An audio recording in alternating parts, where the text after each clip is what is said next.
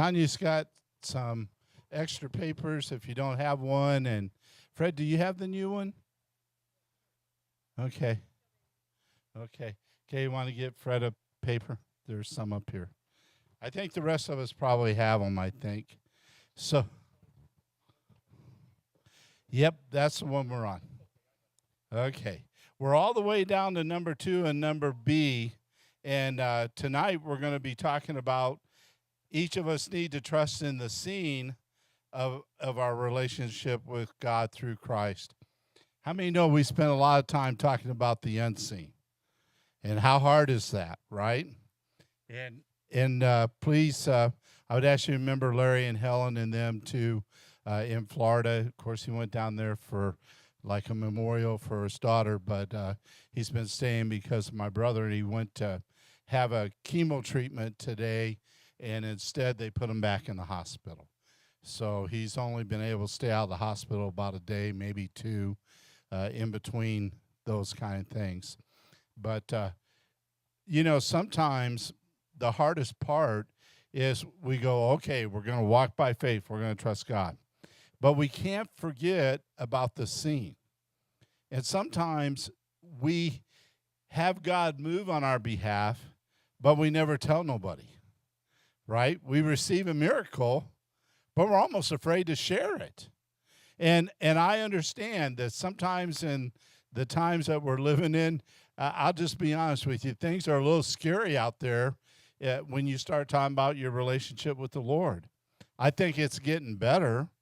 I think there's a big move on through the Holy Spirit touching a lot of our young people. And everybody always laughs at Brother Hay, but I really believe with all my heart that a church has to keep the youth involved.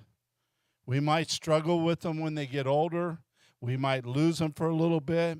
But if we can get them understanding and having a relationship with the Lord, how many agree with me? God knows how to bring people back.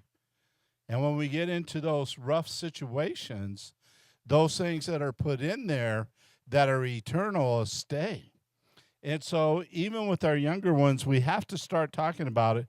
Now, here's the first one. It says, through faith, Sarah herself received strength to conceive seed and was delivered of a child when she was past age because she judged him faithful who had promised. Now, I love this part.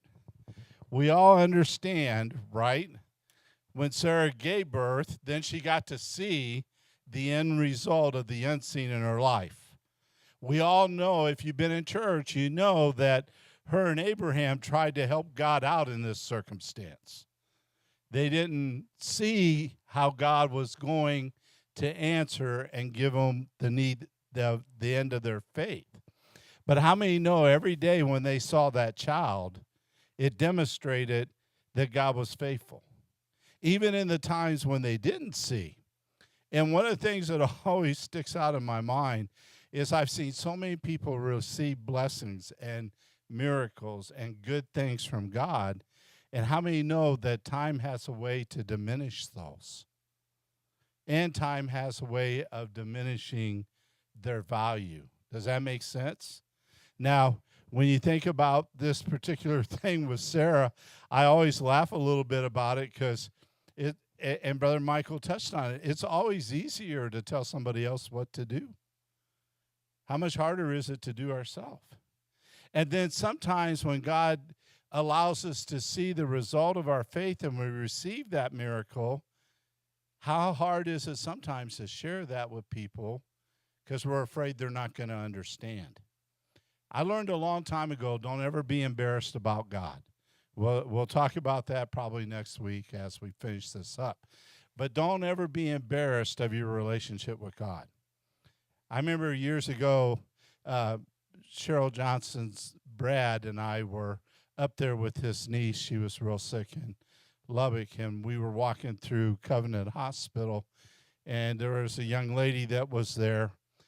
How many know you could tell when somebody's struggling? And sometimes, I will be honest with you, sometimes, Brother Hay don't always stop either. I always trust the Lord to be in charge of that. How many know if you're not in God's time and you do more harm sometimes then you do good. Have you ever tried to talk to someone about the Lord when they weren't ready? Anybody know what happens? Sometimes you get your feelings hurt pretty bad. And sometimes they'll let you know they're just not interested, they're not ready, their heart hasn't been prepared. But how many know when the Holy Spirit is dealing with somebody and that ground's being cultivated and that Holy Spirit is drawing, those are times that we need to be responsive to the Holy Spirit. And I remember us walking through there, and I'm sure Brad, if he was here, he would remember it because it kind of took him aback a little bit. But all of a sudden, bro, hey, you know, there's just times when you just stop. And I'm not being deceitful here. I'm being honest. I pray every day, God, let me make a difference in somebody's life. I pray that same prayer. I've been doing it for, I can't even tell you how long, as long as I can remember. And the reason why I do that is because, Antonio, I don't know who I might meet, right? And it might just be I can say one little word. It doesn't mean that Brother Hayes trying to walk around being, you know, something that I'm not. I always tell people, don't be who you're not. Does that make sense? You got to be who you are.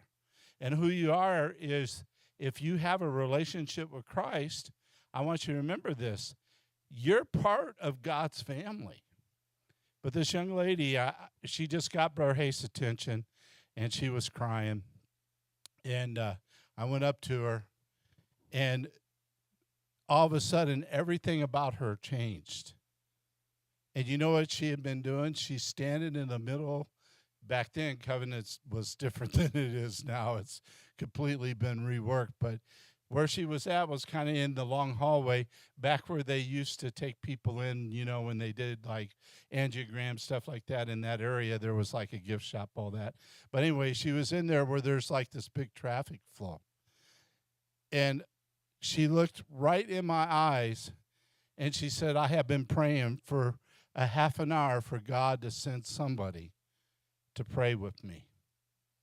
Now, I want you to think about this.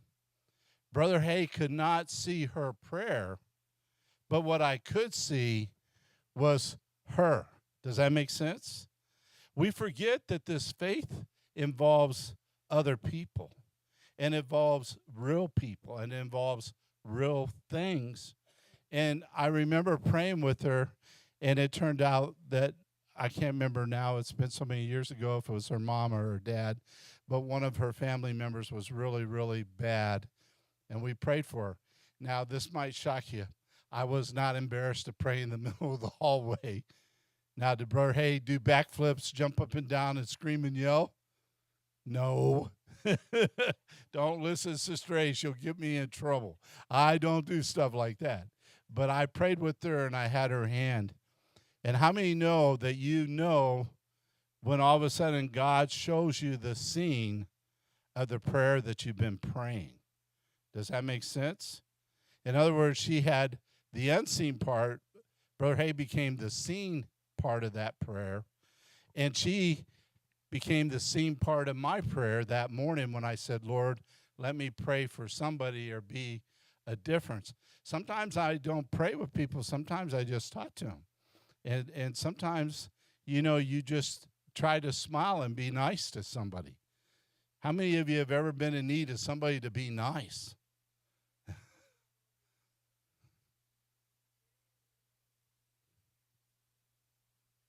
Yep.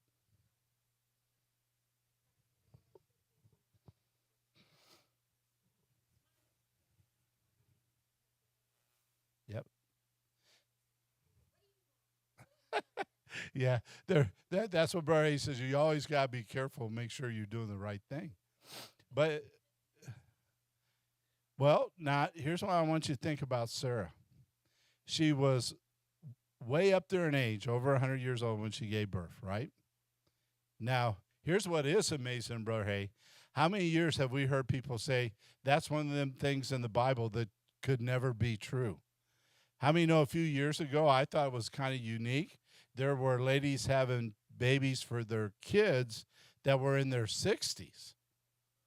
They had went and whatever they did to make them able to carry the baby, and they carried the baby for their daughters or for their sons and had the baby. Of course, they didn't keep the baby, they give it to their children.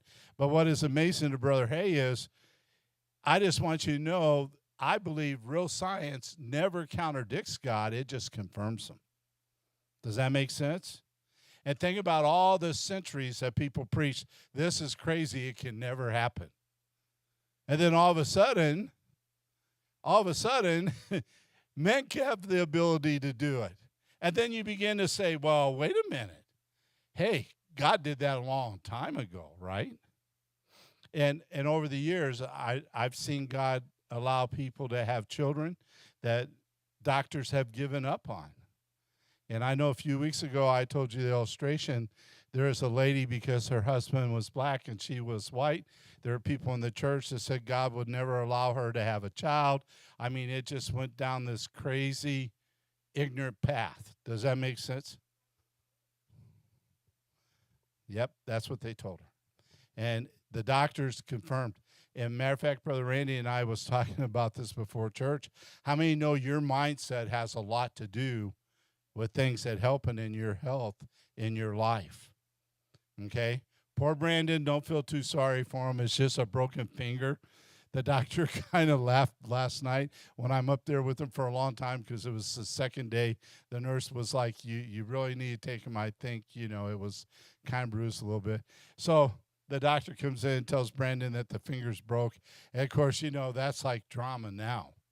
I told her, I said, well, I already told him in my day, you just tape the two fingers together and go about your business, and you don't worry about it. It'll heal in a couple of weeks. Isn't that how we did it?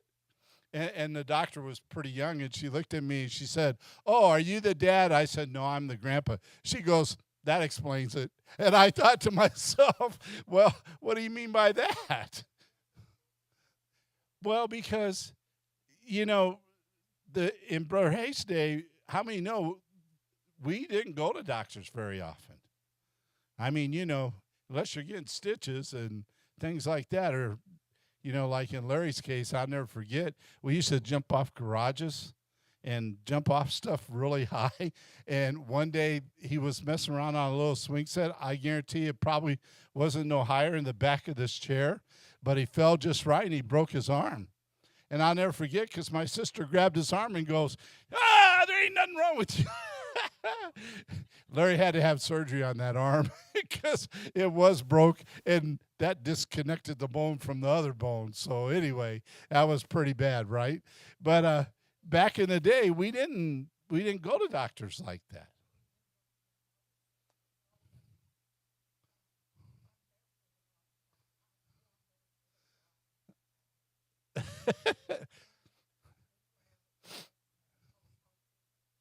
Ah.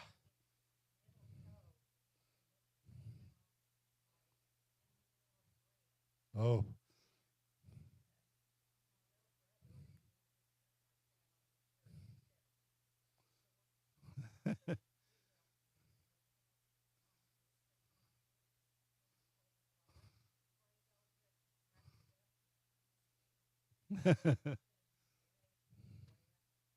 well,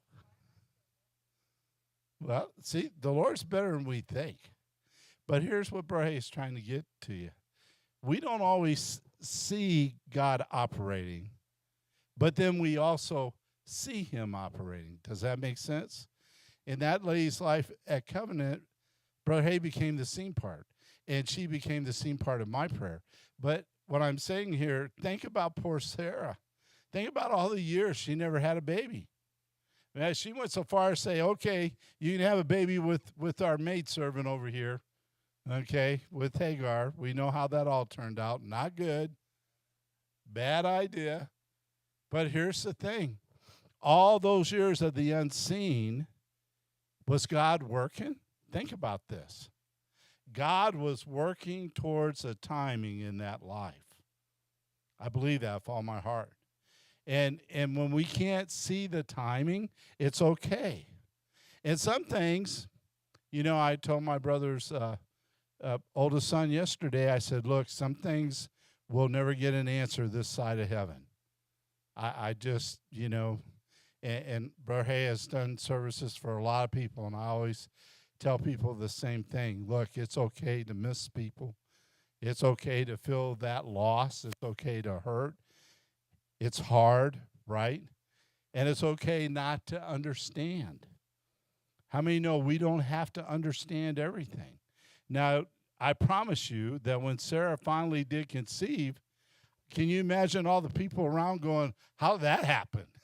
How did this work? Right? And you think about that. How did that work, right, Brother Secretary? And sometimes when lives, and the reason I'm telling you this is sometimes there are lives that people say are hopeless. I better tell you, I don't believe in any hopeless lives. I believe God can touch and change anybody. I believe the only thing that keeps God from touching more people is a willingness of people to allow him to. And it goes back to coming to that place where we're ready. And I was reading this morning an obituary, a rather young man. I won't mention his name. I get those all the time. And it talked about in there he's really young. And one of the things it said was the last 4 months of his life, he cleaned up and was sober for the first time in years. And I want to say this to you. You know what? God can change a life. And he's gone now. He passed on. But here's what I want you to know. I believe that somewhere in that young man's life, there was a praying grandma. I believe somewhere in that young man's life, there was probably a praying dad or a praying mom maybe. We don't know, right? But I know how God operates. And Brother Singletary says this all the time, and I agree with 1,000%. I believe in laid up prayers. When you're praying for your kids, don't ever think God's not listening. He is. Even when they're going off a different direction, okay? Even when they get involved with crazy stuff. It doesn't matter. You keep praying for them. You keep laying them prayers up for them. Because I just happen to believe that at some point those prayers will become seen. And nobody will know who was behind the scenes doing the praying. And I think back when Brother Hay first gave his heart to the Lord, when I was really, really young, and I'm not going to lie to you, I could be pretty rough around the edges. I'm better. Okay, I'm better, but I could be pretty rough around the edges. And I remember my Sunday school teacher, and Sister Hay, I remember him. He was a good guy. He always was giving me grief, though. And I'm not going to lie, when I was young, I could give it back just as good as anybody could give it to me, maybe a little better. But I remember to this day the Sunday school lesson he taught about helping people and taking chances on people. And what he was trying to tell the Sunday school class was, in order to win people, you've got to kind of get out of your comfort zone and all that kind of stuff. Well, see, I had this old car, and I really needed a better one. I had a good job. I mean, I made pretty good money. And I went to a bank, and you know what they told me, Brother Secretary? They said, look, fella, you're only 16, first of all, so you can't really legally even sign this note, and you can't have credit, and y'all are going to laugh. I was borrowing $700, and the car was less than 5 years old, I think it was. Well, I know it was a lot of money back then. I think the car was 3 or 4 years old, just not very old, but it was a Chevy Impala, and anyway, and so I go to the Sunday school teacher. How many know that it's okay to hold people accountable? And so I said to him, I said, hey, you remember when you were teaching last week what you said? I know that the wheels were already turning the second I made that comment. I know they were, okay? And I told him, I said, hey, I went to the bank, and I told him his name, and because when the guy told me I had to have somebody sign, well, I knew my parents couldn't, and I knew I didn't have anybody that could sign for me. And I told him that particular person's name, and it's just so happened he was the preacher's dad. Is that funny or what? But anyway, so I told him his name. He said, well, if he comes in here, we'll give you the loan. So, hey, nothing ventured, nothing gained. Isn't that right? So the unseen in Brother Hayes' life was, well, this guy's telling me this is what the Bible teaches. This is what you're supposed to do for people. Okay. So guess what? The seen part. He went to the bank and signed the loan for me for $700. I'll never forget the lecture. Okay. If this payment's one day late, I promise I will be there before that day is over and take the car. Just so you know. I was like, okay, I understand how this works. How many know when you're 16, you know everything anyway, right? Anybody else like that? I mean, I already knew all that stuff anyhow, or at least ways I thought I did. And I'm like, yeah, I got it, the whole thing, right? To make a long story short, I worked a lot of extra hours and paid that car. They give me the loan for like a year, and it was less than $50 a month. Can you imagine a car payment less than $50 and a car's 4 years old? I mean, no, my Suburban is like 8 years old, and when I got it a year and a half, 2 years ago, I promised my Suburban payment wasn't $50. But I look at that now and I think, wow, you know what God showed me?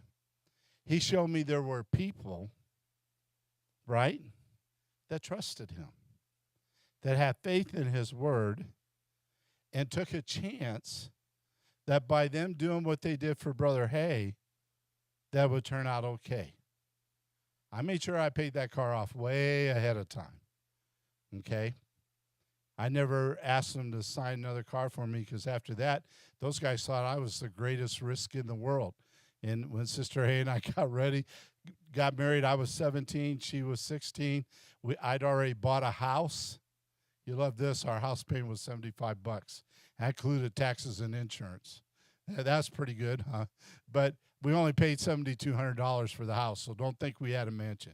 But I had a good job, and it worked out. But here's Brother Hayes' point.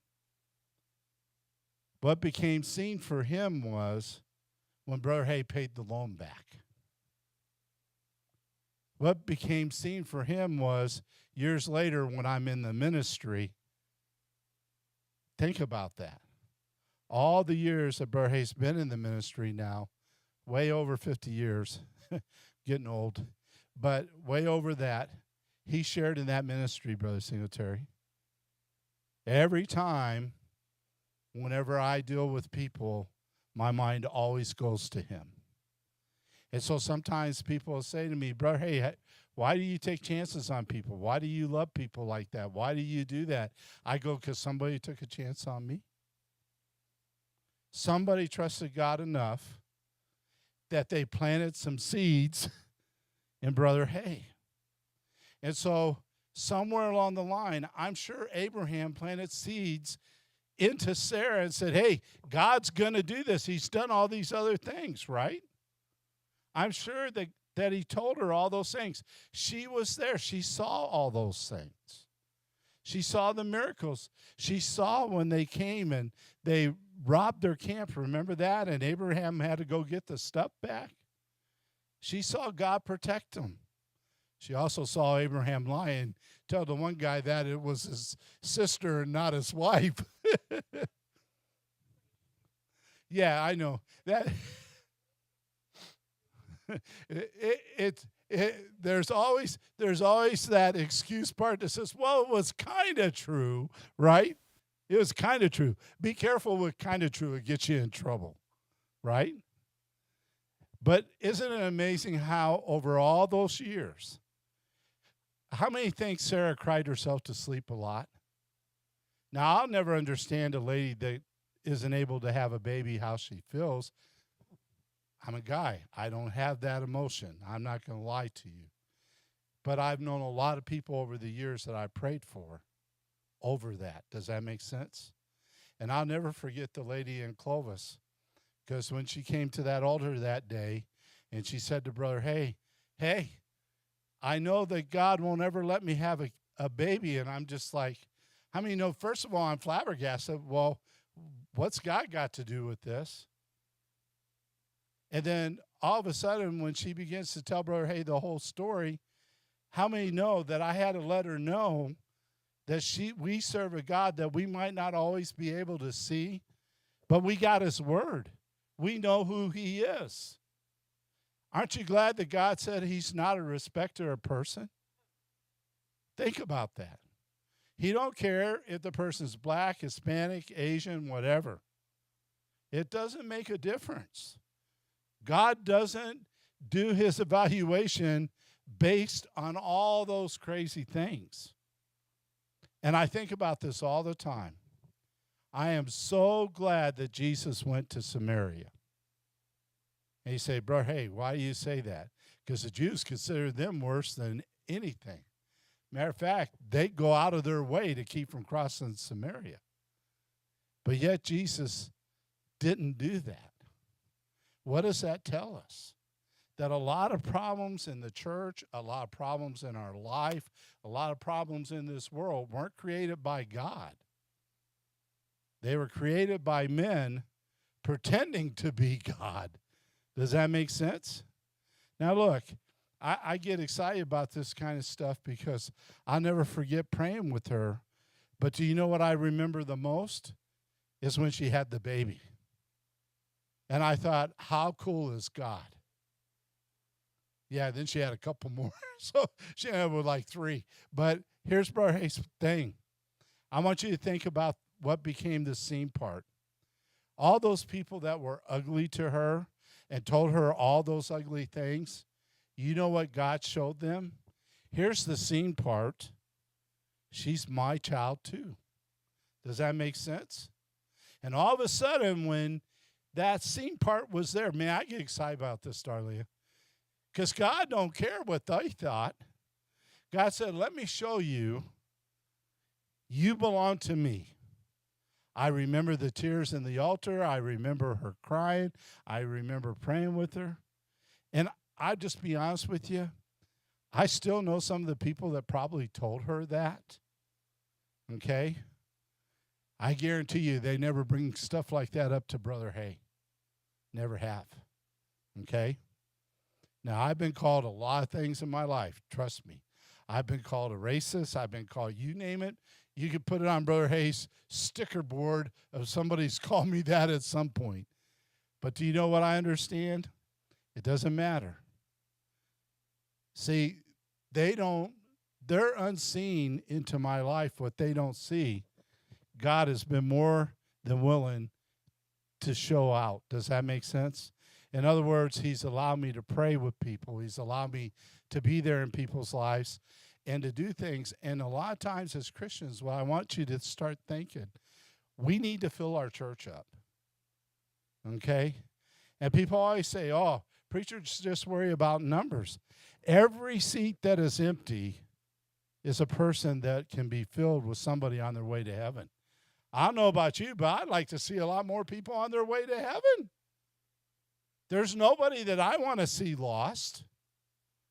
Okay? There's nobody on my list, Fred. Okay? There's nobody on my list. And so the unseen part of this is we got to start letting the world know, look, God loves you, and he'll meet you right where you're at.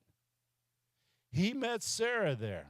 Okay, it probably took 50 or 60 years for him to get there. But can I tell you, all during that journey, God was there. And sometimes, even when we lose loved ones and people that we care about a lot, and you know, Brother Hay lost a really close friend here about a week and a half ago, and it's really hard to do that. But do you know what I know, Fred? I know one of these days I'll get to see him again. Now, that's kind of conditional on Brother Hay, because I know where he is. But how many know I'm still on my journey?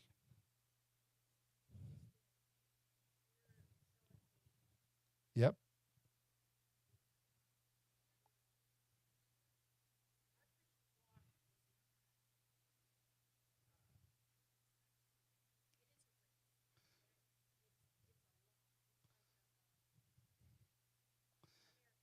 Yeah, that's right.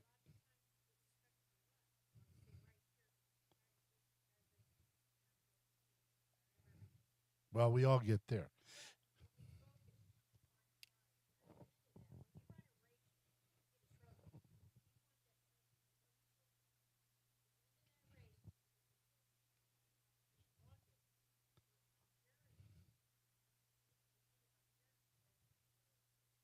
You know what a true athlete will do? I want you to think about this.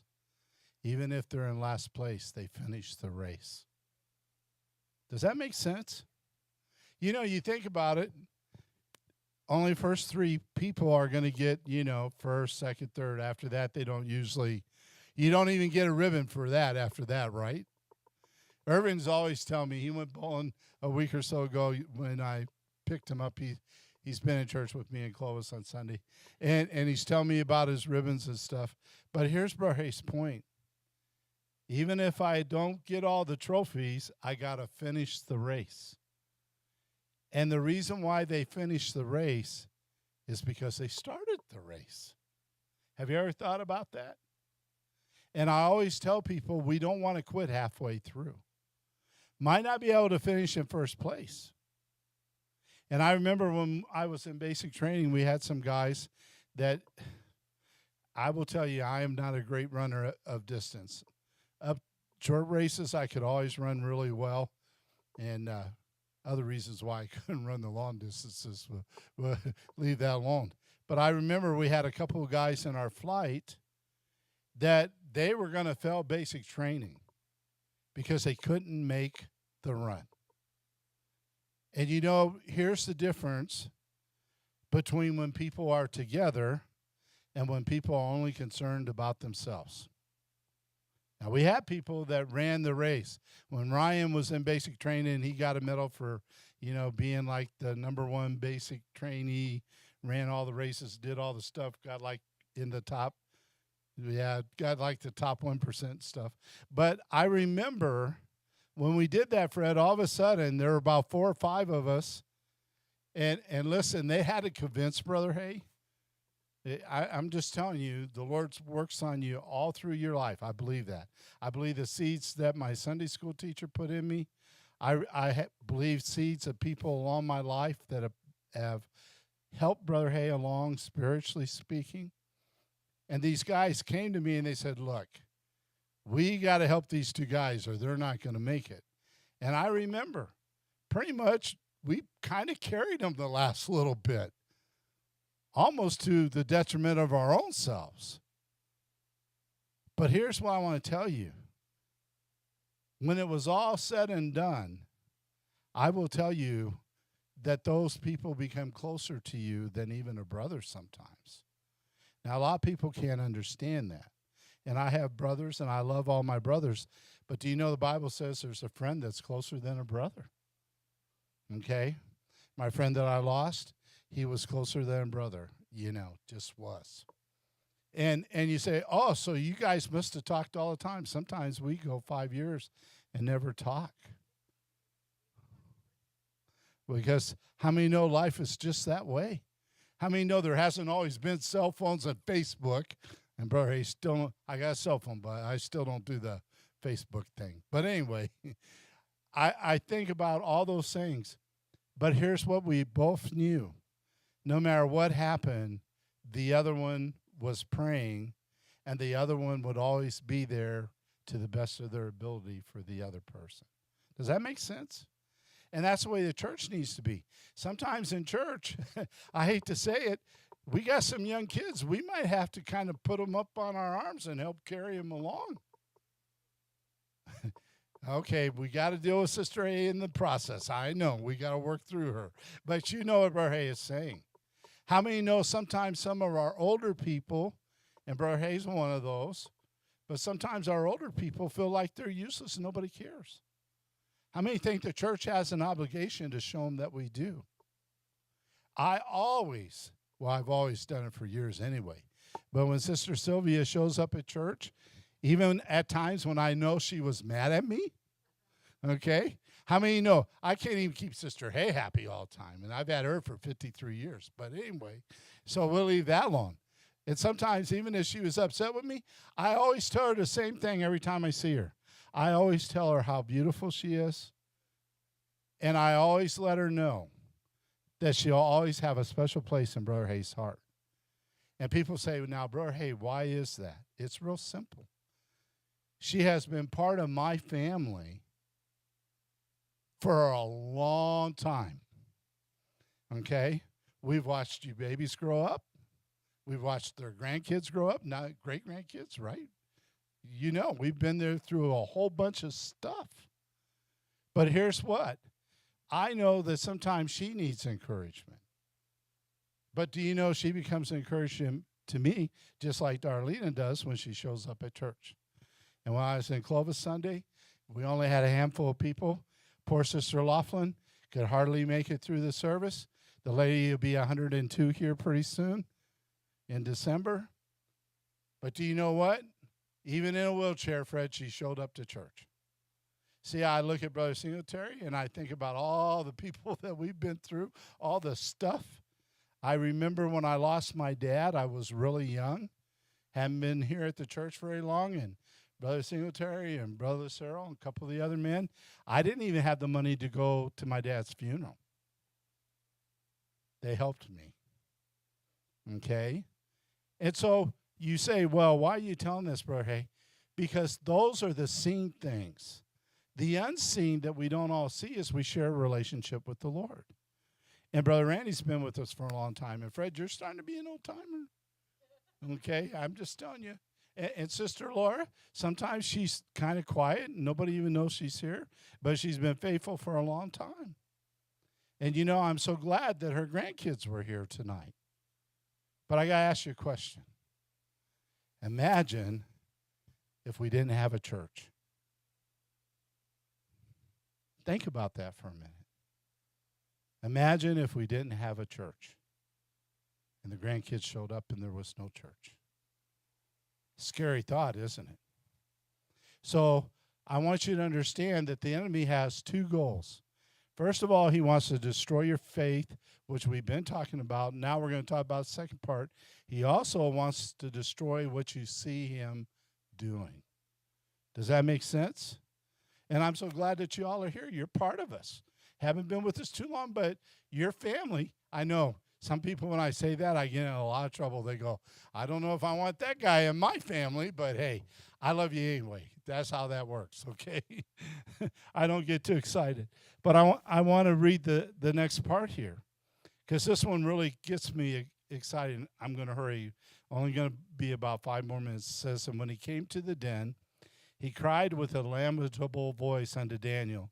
And the king spoke and said to Daniel, Daniel, servant of the living God, is thy God whom thou servest continually able to deliver thee from the lions? I love this part.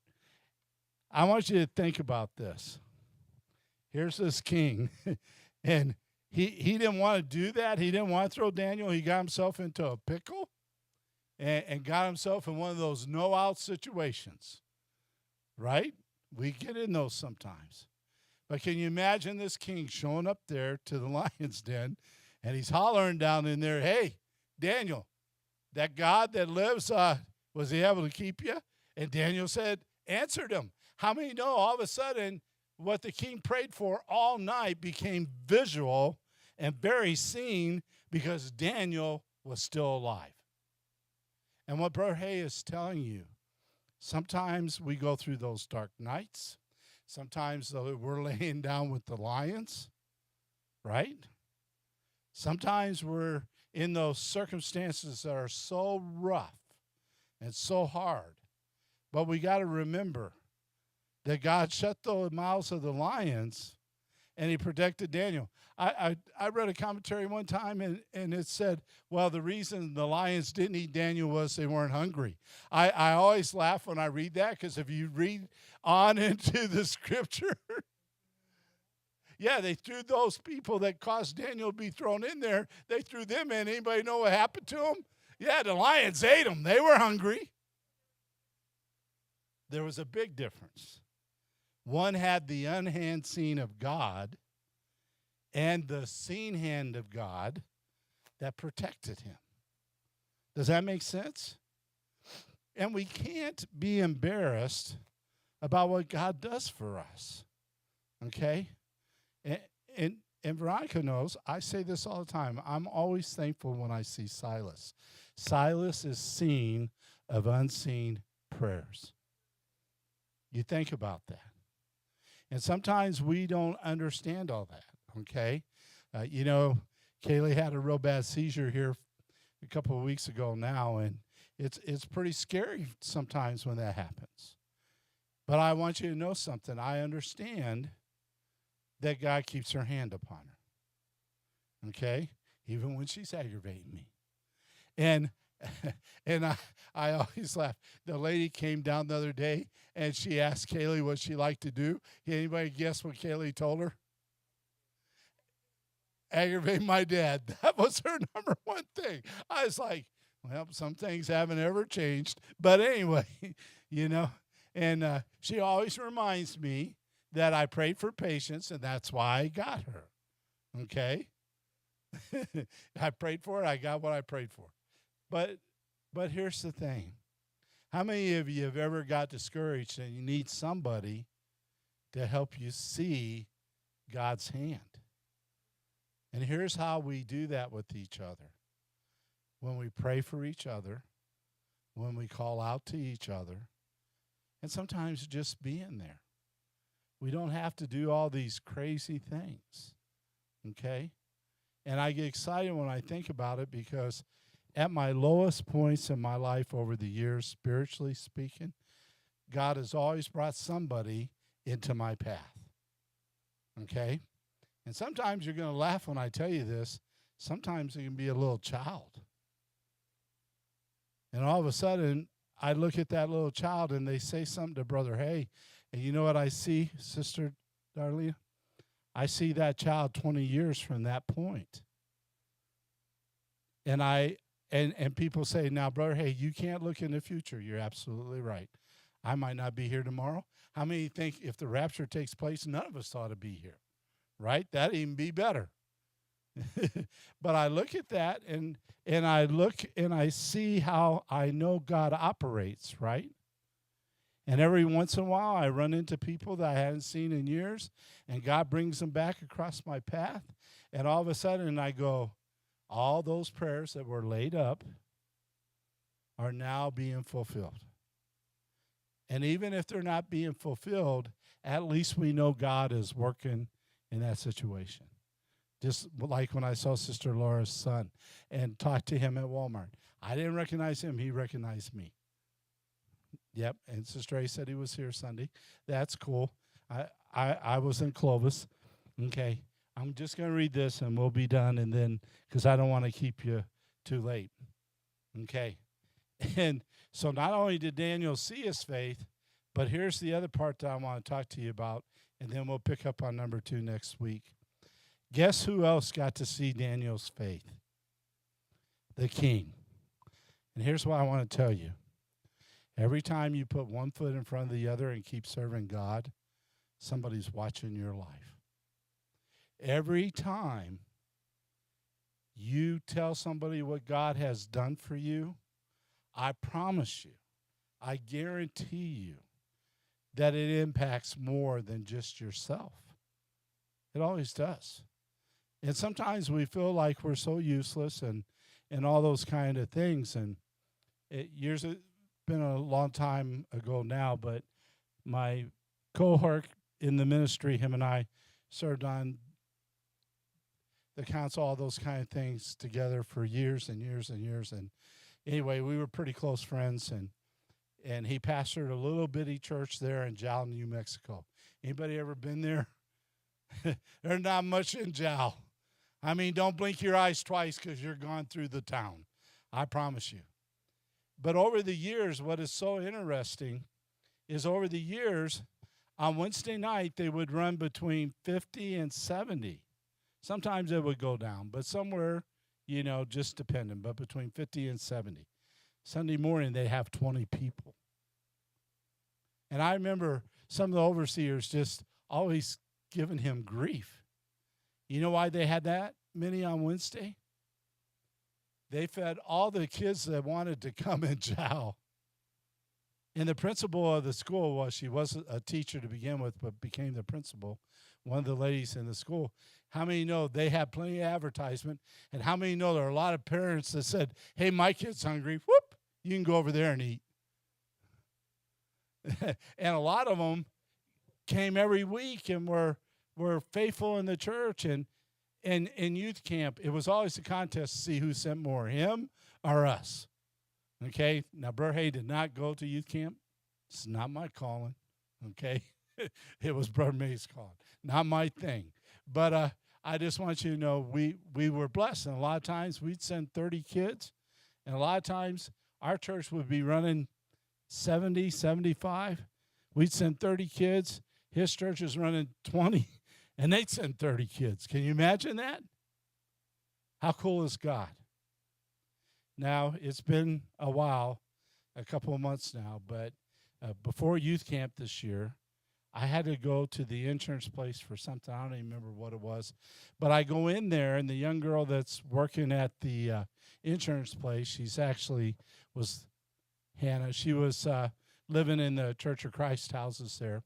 Every year, she sent her kids to youth camp in Jow with Brother May. I want you to think about something. Still does. Yeah, even this year she did. I want you to think about this. The unseen part was, man, all these kids do is eat my food.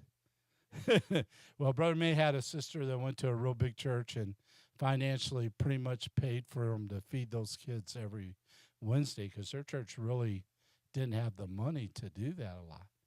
But I met her up at the insurance place doing something and began to talk to her, and all of a sudden it comes out, and I know Brother May, she knows Brother May. She didn't even know we had a Church of God here. How scary is that? And I said, oh, yeah, we're here. I said, Brother May was one of my best friends forever. But I want you to think about that life. Probably showed up on Wednesday night, might have been a little bit rowdy. I know she was because there were some issues, and we'll just leave it at that. That okay? I mean, no, we don't need to worry about people's past. Okay? That God takes care of that. But I want you to think about it. Her babies went to youth camp every year because of something Brother May did that he couldn't see the end result. But he had faith in God and trusted God to be faithful. He did his part and allowed God to do his part. And I'll never forget when they did Brother May's funeral, they kind of left Brother Hay out pretty much because when a pastor passes away and we're active, and of course Brother Hay's retired now, so it's different, but when you're on the council and all that kind of stuff, they have like protocols. Certain people need to come and preach the message, blah, blah, blah. Anyway, and I remember that the person that was the overseer at the time, they didn't have his funeral at the funeral home. They had it in a really large auditorium. And I remember before the service, he came up to me and he said, his church only ran X number of people. I said, oh, Brother May's been here for years. Yeah, he was a judge in the town. And I said, the town probably only has 200 people. But anyway, but I told him, I said, listen, I said, it's not what you think it is. And I remember that place was so packed. Well, they were going to read the statistics. I know Michael mentioned this a few weeks ago, and I'll hurry. Every month you fill out a report, have to put down all this stuff. Well, Brother May's kind of like me. A lot of things, you know what? I can't tell somebody certain things. They have to make a commitment to Christ themselves. So anyway, he looked at that sheet, and then when he stood out there, and there was probably 600-700 people there, the place was standing room only. I want you to think about that. Because although people didn't see his church as important, only had a handful of people, just a bunch of crazy kids. How many know what happens to kids? They grow up, right? I want you to think about that. And a lot of people from that church, like this lady from Jow working here in Portales, I don't know, she might have went back home and finished her things up because I know she was going to school. But here's Brother Hayes' heart. Our job isn't to worry always about being seen. It's about trusting our faith in God, the unseen. But I promise you, the seen will become visible. And as small of a place as that was, that individual had a big impact. And I think about all the kids that went to youth camp. Veronica knows who I'm talking about, right? She knows Brother May. Yeah, brother, all my kids loved him. And only regret never mind, I was going to say something to get me in trouble. But I'll just tell you that don't look at things the way the world does. You be faithful. You touch who you can touch. Somebody witnessed to Billy Graham. Have you ever thought about that?